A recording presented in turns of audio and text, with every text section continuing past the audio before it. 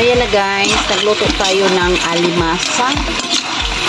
Worth of 100 lang po ito mga lalas. Lagyan natin siya ng repolyo. Repolyo po lalas. Napasarap ka na naman sa pagkain nito. Ayan o, may halong siligram. Lagyan natin ng medyo maanghang para yan.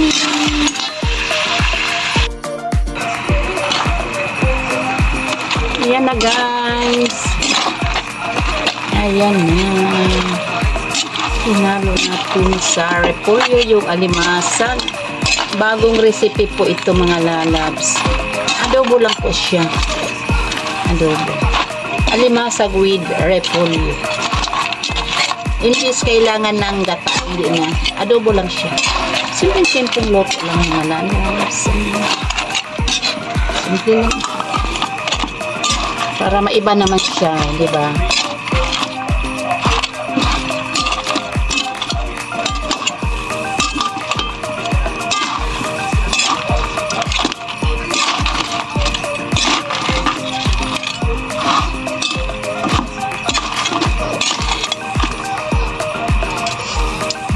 Yummy!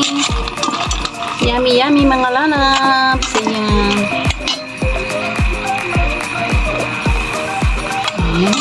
Malapit na maluto ang ating gulay with alimasa. Bagong recipe ito mga lalabs. Dapat alimasa, siya, kalabasa at sitaw, diba? Ay, mayroon po akong stock na repolyo. Kaya repolyo ang hinalo ko, diba? Para hindi masayang yung ating gulay. Ayan na guys. Finish na po yung ating loto. Ready to eating na tayo mga lalabs. Yummy, yummy.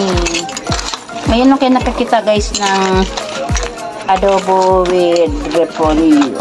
Ayan, diba? Bagong recipe yan mga lalabs. Thank you so much for watching mga lalabs.